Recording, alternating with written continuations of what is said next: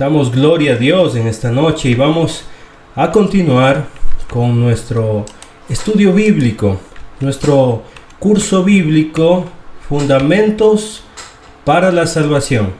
Hoy vamos a estudiar la lección número 4. ¿Es usted esclavo del pecado? La esclavitud es algo muy antiguo. Los registros históricos hablan acerca de reinos, naciones y hombres poderosos que tenían muchos esclavos. Podían vender y comprar esclavos con mucha normalidad en algún tiempo determinado. En América Latina, en nuestras tierras, hace no mucho tiempo, algunos siglos atrás, se vendían esclavos. Muchos indígenas y también negros eran vendidos para ser esclavos y hacer trabajos muy duros que no los hacían las otras personas, los libres. Actualmente existe otra esclavitud, se le llama la trata de personas. Muchos hombres, mujeres y niños también son esclavizados, obviamente clandestinamente. Se le llama así. Pero esta noche, en esta clase bíblica de este curso bíblico, quiero hablar acerca de la esclavitud espiritual. El Señor Jesucristo, cuando estuvo aquí en la tierra, Él empezó a predicar. Y cuando Él predicó, mucha gente empezó a creer en Él. Mire lo que dice Juan capítulo 8, versículos 31 al 32. Dijo entonces Jesús a los judíos que habían creído en Él. Es muy interesante lo que pasa aquí. Primeramente podemos identificar el grupo de personas y son un grupo de judíos. Eso significa que estas personas tenían conocimiento bíblico. Sí, es así porque ellos sabían muy bien toda la Torá, la ley antigua, el Pentateuco, todo lo que se refiere a la ley de Dios. Ellos sabían el Génesis, el Éxodo, Levíticos, Números, Deuteronomio y todos los libros del Antiguo Testamento. Lo sabían, incluso lo predicaban. Ellos sabían cuáles eran los 10 mandamientos. Pero lo interesante es que estas personas no solamente conocían el Antiguo Testamento, sino que llegaron a creer en Jesús. Dice el texto, dijo entonces Jesús a los judíos que habían creído en Él. Entonces nos encontramos con un grupo religioso que tiene fe en Jesús. ¿Y qué dice el Señor Jesucristo a los religiosos, a los que creen en Él? Es interesante. Mire lo que le dice: si vosotros permaneciereis en mi palabra, seréis verdaderamente mis discípulos. Es así que entendemos que ellos todavía no tenían el Nuevo Testamento como lo tenemos nosotros. Pero el Señor hace una promesa. ¿Y cuál es esta promesa? Que si este grupo de creyentes judíos permanecen en la palabra de Jesús, llegarían a ser verdaderos discípulos. ¿Quién no quiere ser un verdadero discípulo? Porque el texto me está enseñando que hay mucha gente que cree en Dios, pero hay pocos que son verdaderos discípulos. Yo quisiera hacerle en esta ocasión una pregunta muy personal. ¿Usted se considera un verdadero discípulo del Señor? Bueno, el texto me enseña algo muy importante. Dice el texto, y conoceréis. Eso significa que es algo que ellos no conocían. De hecho, la salvación para nuestro tiempo no se encuentra específicamente en los libros del Antiguo Testamento. Se encuentra profetizado, sí, pero ya en el Nuevo Testamento encontramos el Evangelio de Dios. la verdad. Dice el texto, y conoceréis la verdad, y la verdad os hará libres. Bueno, le cuento algo. Estas palabras no fueron de mucho agrado para aquellos judíos, aunque ellos empezaron a creer en el Señor, en nuestro Señor Jesucristo. Cuando ellos escucharon esto, les chocó mucho en su historia, en su corazón. ¿Sabe por qué? Porque alguna vez ellos fueron esclavos en Egipto, luego de otro imperio, Babilonia, Persa, imperio medo-persa, siempre fueron esclavos. Y en ese momento ellos eran esclavos o estaban bajo el yugo romano. Entonces ellos decían, bueno, nosotros somos libres. De hecho, es lo que dice más adelante, versículo 33 y 34. Le respondieron, y mire lo que dice: linaje de Abraham somos, y jamás hemos sido esclavos de nadie. Le cuento, lamentablemente los religiosos son muy orgullosos de lo que son. Eso les ciega y no les hace ver muchas veces la realidad. Lo que están haciendo ellos en este momento, diciendo jamás hemos sido esclavos de nadie, es una mentira. Como les dije, ya habían sido ellos esclavos anteriormente de muchos imperios. Y en ese mismo momento eran esclavos de Roma. Y mira la pregunta y la contestación que le hacen al Señor. Muy orgullosa, por supuesto, esta contestación. Y dice, ¿cómo dices tú? ¿Seréis libres? Muy bien, ¿cómo usted responde cuando alguien le contesta mal?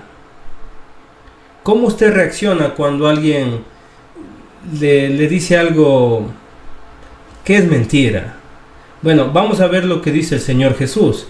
Y esto nos enseña también a nosotros a saber responder a la gente que a veces se altera, que a veces dice cosas inapropiadas, dice alguna mentira. Mira lo que dijo el Señor: de cierto os digo que todo aquel que hace pecado, esclavo es del pecado. Note muy bien, el Señor Jesucristo no les corrige este momento, no es apropiado este momento, más bien continúa con la idea del versículo 32. Jesús les dijo, y conoceréis la verdad, y la verdad os hará libres.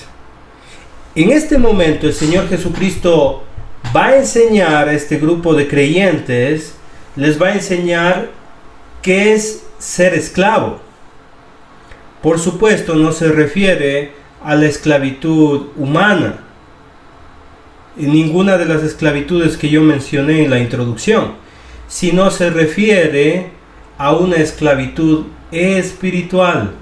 Dice ahí, de cierto, es decir, en verdad, nuevamente, que todo aquel que hace pecado, esclavo es del pecado.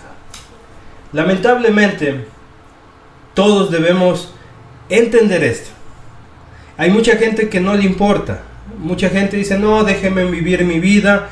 Pero yo le cuento algo, que nosotros y todo ser humano debe entender esto, que si practica el pecado, si obedece sus propios razonamientos y empieza a hacer lo que quiere, su condición actual, su condición espiritual es esclavo del pecado.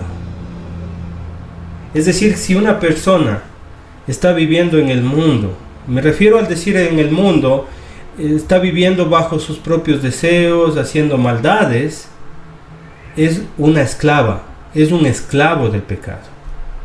Vamos a explicar un poquito más esto más adelante. Cristo nos ofrece hacernos libres del pecado. Dice el verso 35 y 36, y el esclavo no se queda en casa para siempre. ¿Se acuerda que le dije al inicio que era algo normal en algún tiempo? Bueno, en aquel tiempo era algo normal ser esclavo. aunque para nosotros nos cuesta entender en nuestro tiempo porque no hay una esclavitud legalizada. Pero una persona que era esclavo no se quedaba para siempre. Solamente alguien podía quedarse para siempre. ¿Quién era? El hijo. El hijo, los familiares, los libres, el hijo sí se queda para siempre. Así que, si el Hijo os libertare, seréis verdaderamente libres. Lo que está diciendo aquí el Señor Jesucristo es que nuestro Señor Jesucristo tiene el poder de librar a cualquier persona de la esclavitud. ¿Por qué? Porque es el Hijo de Dios. Es decir, que el plan redentor de nuestro Dios siempre fue que nuestro Señor Jesucristo venga aquí a la tierra y con esa autoridad que Él tiene, con ese poder que Él tiene, como lo hemos visto en las lecciones anteriores, Él tiene esa capacidad de tomar a una persona esclava del pecado y darle libertad.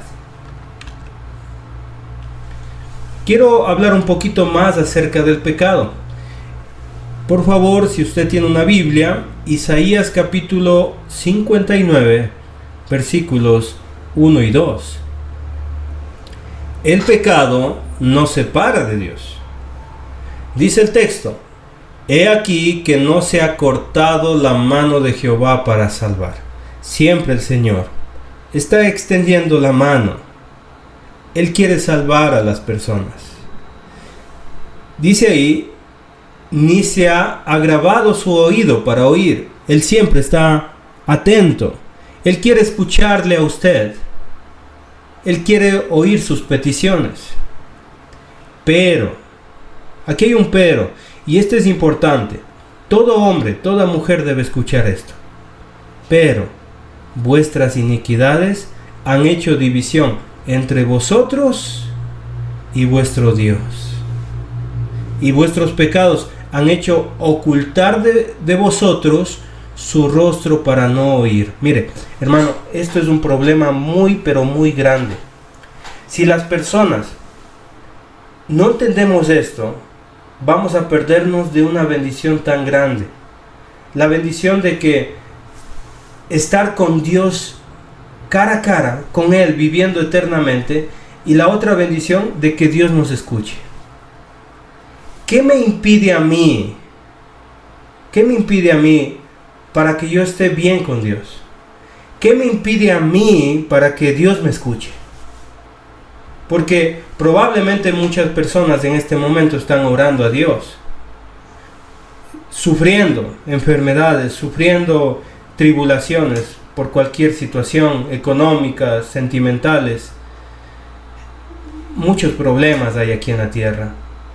Pero está orando y de repente Dios no puede escuchar. Quiere estar bien con Dios y no puede hacerlo. ¿Cuál es el problema? Dice Isaías, este profeta dice, hay un solo problema. Hay una barrera, hay una pared intermedia entre Dios y el pecador.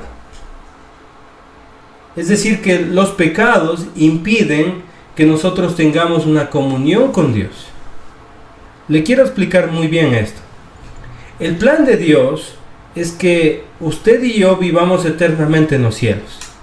Que usted, imagínese usted con su esposo, sus hijos, su familia, eternamente en los cielos. Pero hay un problema. Es el pecado. El pecado es la inmundicia.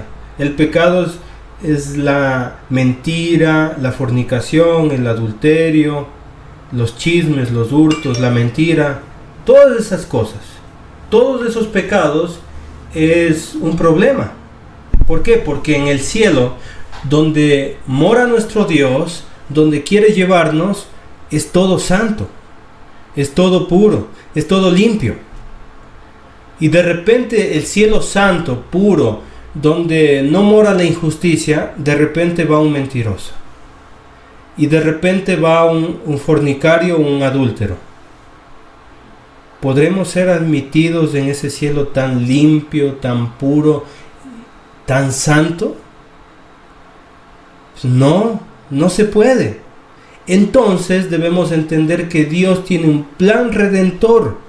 Dios quiere derribar esa pared intermedia entre nosotros y Él, porque Dios es santo, y por eso Dios dijo: sed santos, como vuestro Padre es santo, como nuestro Dios es santo. Es decir, que el plan redentor de Dios es por medio de Jesucristo. Él quiere perdonarnos, Él quiere limpiarnos de todos esos pecados que nos impiden ir al cielo. ¿Usted quiere ir al cielo? ¿Usted quiere que su esposo vaya al cielo?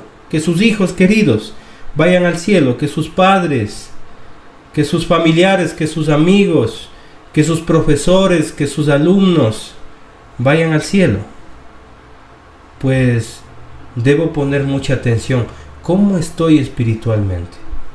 ¿Y qué he hecho para poder ser perdonado por Dios? Mire lo que dice Efesios capítulo 2, versículos 1 y 2. Y Él os dio vida a vosotros.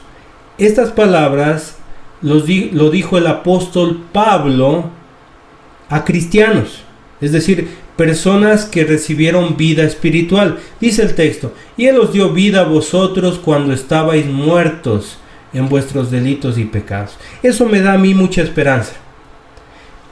¿Por qué? Porque una persona que está lleno de pecados puede ser revivido por el Señor Jesucristo. Eso significa que aquellos que todavía no han sido revividos espiritualmente por el Señor Jesucristo están muertos espiritualmente. ¿Por qué? Por los delitos y pecados. Ahora le quiero explicar bien esto. Toda persona que comete infracciones de la ley de Dios y peca, lamentablemente su condición espiritual es como si estuviera muerto. Puede estar vivo físicamente, trabajar, ir al colegio, a la escuela, a la universidad, puede tener una vida social, incluso le puede estar yendo muy bien, pero espiritualmente, por sus pecados, delante de Dios está muerto. Mire lo que dice la condición anterior de estos hermanos de Éfeso: en los cuales anduvisteis, es decir, vivisteis, caminasteis en otro tiempo. Mire, hay dos condiciones: mi vida pasada y mi nueva vida. Pero lamentablemente muchas personas están viviendo así, muertos en delitos y pecados, caminando en esa condición. Y dice el texto: siguiendo la corriente de este mundo. Lamentablemente este mundo está muy contaminado por el pecado. Hay mucha corrupción. Todos los días recibimos noticias de personas corruptas, de homicidios, de hurtos, de violaciones, de muchas maldades. El mundo está lamentablemente torcido completamente. Se están aprobando leyes de matrimonio igualitario, se está aprobando aborto, se está aprobando pedofilia en algunos países, y eso realmente me enseña que este mundo va de peor en peor. Y lamentablemente este mundo tiene esa corriente que está atrapando a muchas personas. De repente esos niños desde pequeñitos llevados por la corriente. ¿Y por qué estás con ese tabaco en la boca? Bueno, porque los demás lo están haciendo. Pero ¿a qué sabe? Está feo, pero igual lo hago, porque lo hace mi amigo, me hace ver mejor. ¿Y por qué tomas? Para olvidar las penas. ¿Por qué tomas? Para que se me quite este dolor en el corazón. Al otro día, ¿qué pasa? Borracho, con dolor de cabeza, sin dinero y con los mismos problemas. Este mundo no le ofrece nada a usted, hermano. Querida amiga, querido amigo que me está escuchando, este mundo no ofrece nada. Una relación ilícita produce adrenalina de miedo, produce daño a la familia, hijos abandonados, esposa abandonada, dolor, sufrimiento, por un rato de placer de alegría, pero una alegría terrenal. Un robo produce alegría por un momento. Por un momento se tiene dinero, por un momento se podrá tener algo, pero la conciencia va a estar arruinada. Bueno, de aquellos que están pensando un poquito en Dios. Hay quienes que no quieren arrepentirse para nada. Y lamentablemente toda persona que comete pecados, mentiras, robos, homicidios, cualquier pecado, está viviendo conforme al príncipe de la potestad del aire. Quiero explicar esto. Está hablando de Satanás. Está siendo un esclavo de Satanás.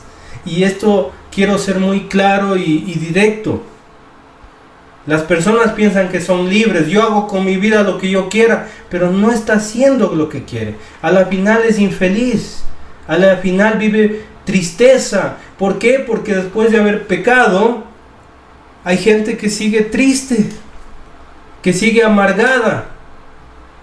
En el momento feliz y dice, no, me sentí bien, esa sensación muy bonita de estar borracho, de estar drogado, de haber tenido esa aventura ilícita, ese momento alegre, ese momento feliz, pero al otro día la conciencia le acusa.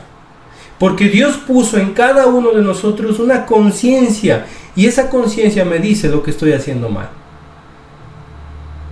¿Y sabe qué? Terminamos siendo esclavos, como lo dije antes, de Satanás. Satanás está muy contento. Satanás está muy alegre de tener tantos seguidores. ¿Qué tipo de seguidores? Desobedientes a Dios. Dice el texto, el espíritu es Satanás, que ahora trabaja, que ahora opera. ¿En quiénes? En los hijos de desobediencia. Es decir, si una persona desobedece a Dios, pues está obedeciendo a Satanás. Y quisiera preguntarle en este momento, ¿usted a quién se considera obediente? ¿Usted se considera obediente a Dios o se considera obediente a Satanás? El mundo, lamentablemente, está muerto espiritualmente, aunque viva una vida normal, aunque tenga un trabajo estable, incluso aunque tenga una religión, porque todavía no ha hecho nada por su propio pecado. ¿Y quién puede hacer algo por su pecado? Nuestro Señor Jesucristo. Mire lo que dice el versículo 3 de Efesios 2:3. En los cuales, mire, y está hablando de los cristianos, en los cuales también todos, y se incluye el apóstol, todos nosotros vivimos en otro tiempo. Es decir que toda persona es pecador, toda persona, y nadie puede decir que es santo, nadie puede decir que nunca ha cometido errores. Todos hemos cometido errores, pero todos podemos ser ayudados por nuestro Señor Jesucristo. Todos hemos vivido en pecado, pero también todos podemos vivir en Cristo Jesús. Cuando uno se vive en este mundo, uno vive de acuerdo a los deseos de la carne. Es decir, que en este cuerpo que tenemos existen deseos de hacer algo ilícito, deseos de fornicar, deseos de traicionar, deseos de hurtar. En esta carne hay envidia, en esta carne hay codicia, en esta carne hay ganas de poder, de engrandecimiento. En esta carne hay ganas de sentirse superior a los demás. En esta carne hay el deseo de mentir, de robar, de todo, hermano. Y lamentablemente cuando vivimos en este mundo somos tentados a hacer lo que nuestra carne nos pide. Y dice ahí, mira lo que dice, haciendo la voluntad de la carne. Y no solamente de la carne, de los pensamientos. Mucha gente probablemente tiene una familia y es muy ejemplar su familia, pero ¿cómo está su mente? ¿Cómo pensamos el día a día? ¿Podemos decir que tenemos una mente santa, limpia, o hemos tomado el nombre de Dios en vano? ¿O hemos tenido un pensamiento de lascivia? Me refiero a lascivia como lujuria, como relaciones sexuales en el pensamiento. Porque todos nosotros de alguna manera hemos pecado, ya sea en nuestra carne, ya sea en nuestra mente. Y lo que viene en el texto a mí me hace reflexionar mucho, porque dice el texto, y éramos, bueno, es cristianos, pero el mundano no era, es por naturaleza hijos de ira. Esta frase hijos de ira se traduce en otras versiones bíblicas destinados a la condenación. Es decir, que por esa naturaleza, por ese pecado, el destino como consecuencia era o es condenación. Hijos de ira significa que vamos a recibir la condenación de parte de Dios si estamos pecando. Y lo que me gusta del texto bíblico es la última frase. Y quiero hacerlo a modo de pregunta. Y la pregunta es, ¿usted quiere vivir lo mismo que los demás? Porque todo el mundo está viviendo tranquilo, está viviendo una vida normal, pero la pregunta es, ¿usted quiere vivir una vida sin Dios? Una vida sin preocuparse en sus pecados, una vida sin cambio, una vida sin pensar en la naturaleza espiritual que tenemos. Nosotros no somos como los animalitos. Los animalitos solamente piensan en comer, en vivir y en no morir, porque cuidan los animales su propia vida. Estoy hablando de todos los seres aquí existentes. El ser humano fue creado a imagen de Dios. Eso nos da a nosotros conciencia. Y esa conciencia nos dice, ¿por qué existo? ¿A dónde voy a ir? ¿Quién soy yo? Esa conciencia me hace entender que soy limitado primeramente. Soy limitado en cuanto a fuerza, en cuanto a conocimiento, pero también me hace entender que hay un ser superior, eterno, que me puso aquí en la tierra y que yo debo obedecer a mi Creador. Ese Dios eterno tiene una voluntad para nosotros. Así que el pecado, hermanitos, hermanitas, querido amigo y amiga que me escucha, el pecado nos mata espiritualmente. Mire lo que dice Romanos capítulo 6, versículo 23. Porque la paga del pecado es muerte, mas la dádiva de Dios es vida eterna en Cristo Jesús, Señor nuestro. Lo interesante de este versículo es que me habla no solo de esta vida, sino que es una proyección a la eternidad. Es decir, que este texto bíblico me habla de lo que va a pasar después de la muerte. Si yo he vivido pecando aquí en la tierra, la consecuencia es muerte. Ya vamos a hablar de qué muerte está hablando. Vamos a ir más adelante a estudiar el libro de Apocalipsis. En este momento estamos viviendo aquí en la tierra, pero va a venir un juicio final. Y en ese juicio final, bien, vamos para muerte eterna o bien para vida eterna en Cristo Jesús, Señor nuestro. Hay dos destinos finales. De nosotros depende qué escogemos. Porque la paga del pecado es muerte, mas el regalo o la dádiva de Dios es vida eterna en Cristo Jesús, Señor nuestro. La pregunta que quiero hacerle en esta noche, Cristo le perdonó sus pecados ya. Cristo es su Señor. Porque de eso se trata la salvación. Que Cristo nos perdona y que Jesucristo es nuestro Señor. Es decir, que nosotros somos obedientes a Él. Hay mucha gente que piensa que obedece a Dios, pero no conoce ninguno de sus mandamientos. No, dice, Él es mi Señor. ¿Qué mandamientos usted está cumpliendo entonces? El Señor, pues, es Señor de aquellos que le obedecen. El pecado, y yo quiero ratificar esto en esta clase bíblica, el pecado nos lleva a la muerte eterna. Vamos entonces al libro de Apocalipsis, capítulo 20. Vamos a leer desde el versículo 11 en adelante. Juan, el apóstol de Jesucristo, fue llevado a la isla de Patmos. Y en esa isla, él tuvo la revelación del futuro, es decir, de lo que iba a pasar con la humanidad. Este apóstol está viendo el juicio eterno y utiliza un lenguaje un poco distinto para explicarnos, porque lo que está viendo no es nada físico, lo que está viendo no es nada material.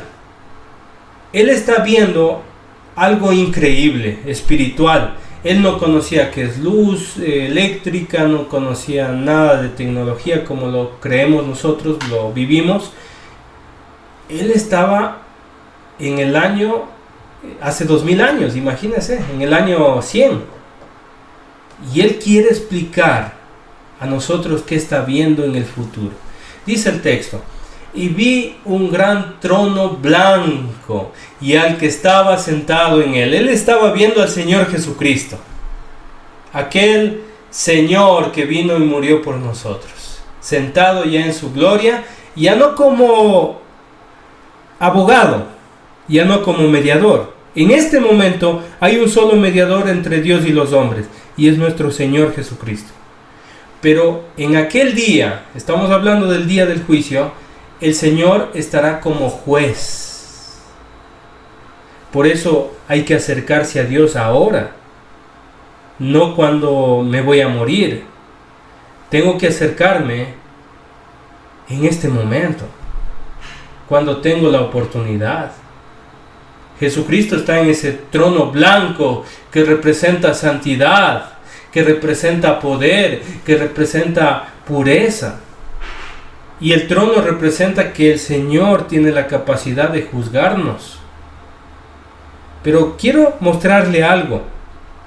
¿Qué va a pasar con lo material?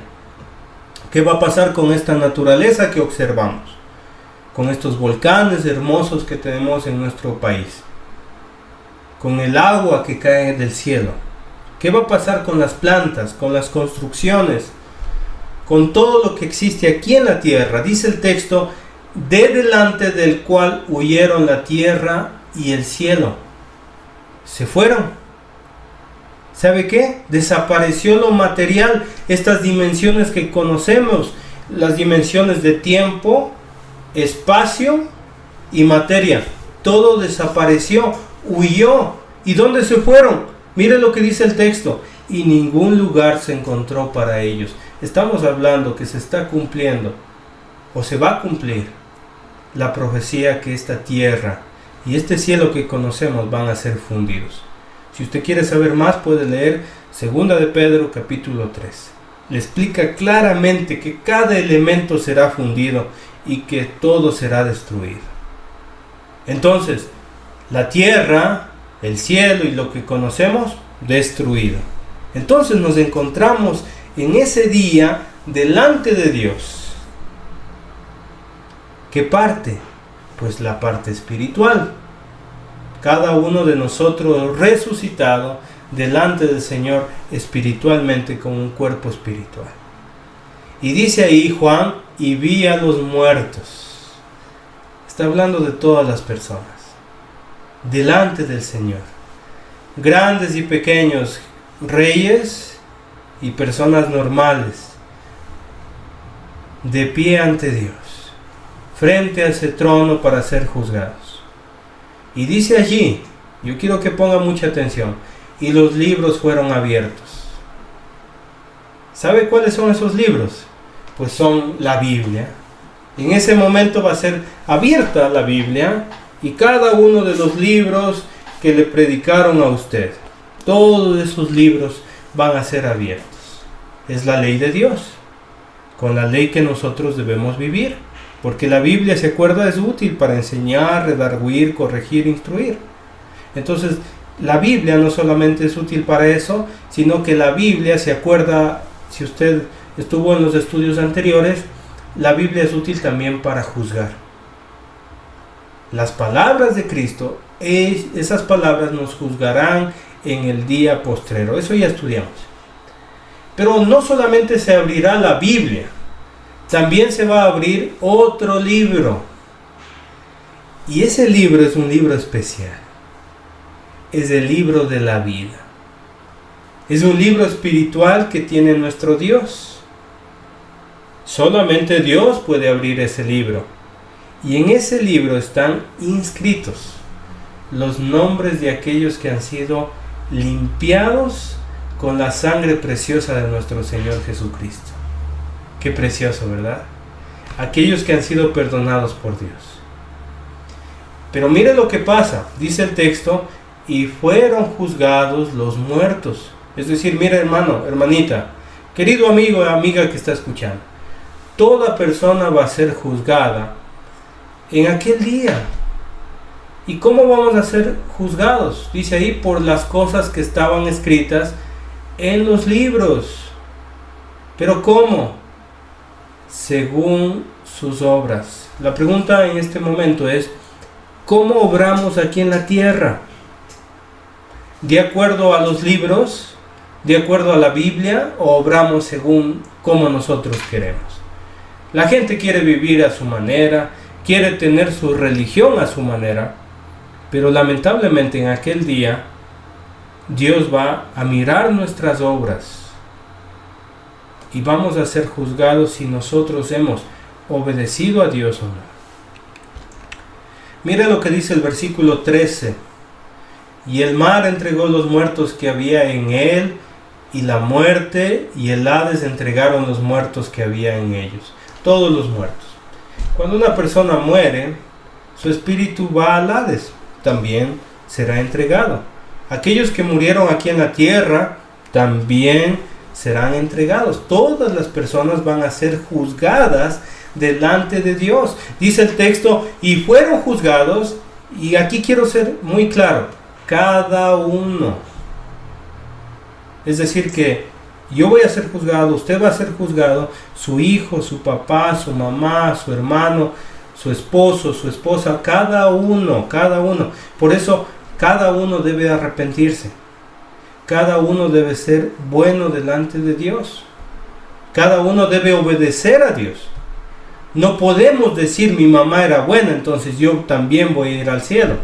No se puede hacer eso. Sino que cada uno debe tomar una iniciativa personal y cambiar y empezar a seguir a Dios. Cada uno debe preocuparse por su propio pecado y empezar a obedecer a Dios. No podemos nosotros especular acerca de la salvación. Nosotros debemos encargarnos primero de nuestra propia salvación y segundo la salvación de los demás. ¿Usted ama realmente a su familia?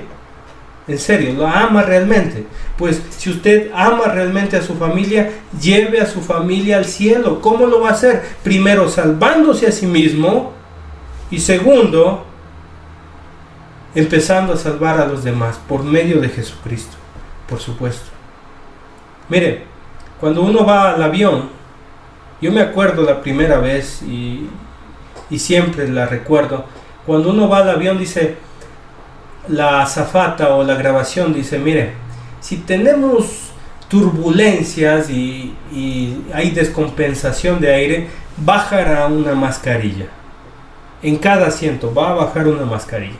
Y dice las instrucciones, lo primero que tiene que hacer es colocarse su propia mascarilla.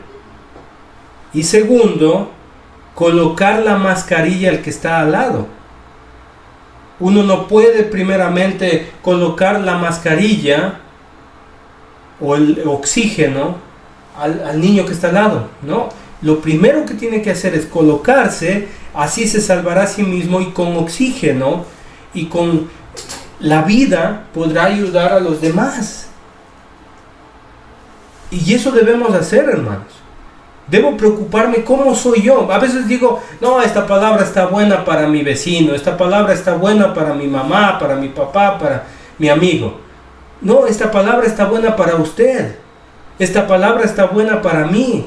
Porque esta palabra me enseña que yo debo preocuparme por mi salvación. Y cuando yo estoy salvo y Jesucristo ha cambiado mi vida, yo puedo cambiar a los demás. Dice el texto, dice ahí, y fueron juzgados cada uno según sus obras. En esta tierra hay que saber vivir para poder vivir en los cielos. Si en esta tierra yo no soy bueno, yo no dejo la mentira, yo no dejo la fornicación, yo no dejo el adulterio. Si en esta vida yo sigo siendo infiel, yo sigo siendo mentiroso, yo sigo siendo un pecador, hermanito, yo sigo siendo chismoso, entrometiéndome en la vida de los demás, ¿cómo pienso vivir en los cielos? Si en esta vida no cambio el carácter, si en esta vida soy un soberbio, ¿cómo podré vivir en los cielos? Lo que estamos viviendo ahora en esta tierra es un proceso. Dios nos quiere cambiar aquí para poder vivir allá. ¿Y sabe qué?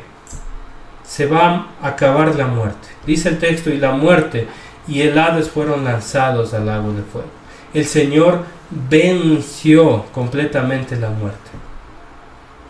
Y de esta muerte es la que estábamos hablando en Romanos capítulo 6, verso 23.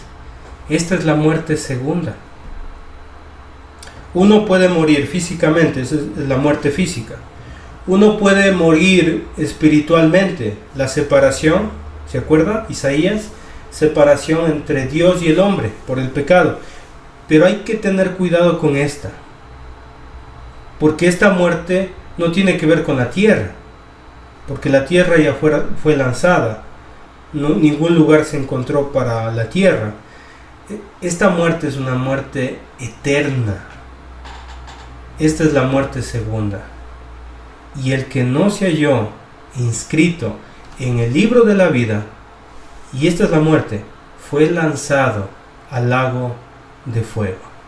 Estamos hablando del infierno. ¿Existe el infierno? Sí. Pero así como existe el infierno, existe la salvación en Cristo Jesús. Todo aquel que rechace al Hijo de Dios, que menosprecie al Hijo de Dios, a esa salvación tan grande, pues merece la condenación eterna. Así es lo que dice la palabra de Dios. Así que quiero invitarle a usted a obedecer a Dios. Mire lo que dice Efesios capítulo 2, versículo 4 y 5, con el texto que también estábamos estudiando. Pero Dios, eso significa que podemos estar muertos en pecado, podemos vivir en nuestras propias concupiscencias, podemos haber estado obedeciendo a Satanás, desobedeciendo a Dios, pero, y esto es hermoso, porque dice, pero Dios, es decir, esto es la actuación de Dios, que es rico en misericordia. ¿Sabe qué? A Dios le duele que no entendamos. A Dios le duele vernos en pecado. Eso es misericordia. Misericordia viene de dos palabras. Misericordia. Eso significa dolor y cordia, corazón. Es decir, que a Dios le duele en el corazón ver a una persona pecando.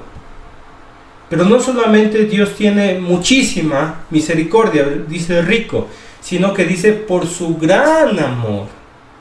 Mire, Dios nos amó tanto que envió a Jesucristo. No hay mejor prueba que esa. Jesucristo se entregó, el Padre dio a su Hijo. Y ese gran amor con que nos amó, mire, Él se entregó antes que naciésemos. Jesucristo vino a la tierra y se entregó por usted, se entregó por mí. Dios nos ama. Usted podrá sentir que nadie le ama, usted podrá sentir que está vacío, pero este amor es tan grande que puede llenar cualquier corazón, nos puede llenar completamente, aún estando nosotros muertos en pecado. ¿Qué hizo Dios? Está hablando con cristianos. Ellos ya experimentaron la transformación. Ellos estaban muertos y dice ahí, nos dio vida juntamente con Cristo. Es decir, que toda persona que entiende que es pecador, que entiende que ha ofendido a Dios, que entiende que vive mal espiritualmente en su vida, debe obedecer, debe ir a los pies de Cristo. ¿Para qué? Para que Cristo nos dé vida juntamente con Él.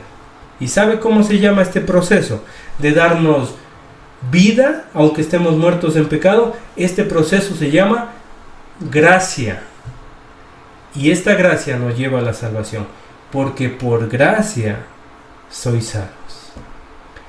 Lamentablemente se nos terminó el tiempo. Vamos a continuar en la clase siguiente hablando de este tema, acerca de la salvación. Que Dios le bendiga grandemente. Usted está estudiando el curso bíblico Fundamentos para la Salvación del Ministerio Estudiemos la Biblia. Que Dios le bendiga.